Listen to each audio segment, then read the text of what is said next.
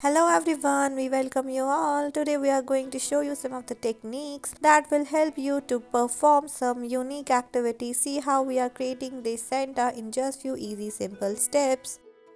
We will now try to make a beautiful candy. For this we are taking these small sheets of the paper that are somewhat yellow and the red in color. Then we are folding them and see how we are fixing them together using a glue stick.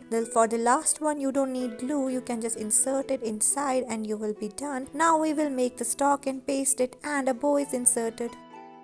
We are going to make two swords out of the white sheet of the paper and the black one. See carefully how we are just folding them and then we are just cutting it down using the scissors. With the help of the black color sheet of the paper, we are making the handle. You can repeat the process for creating more other swords.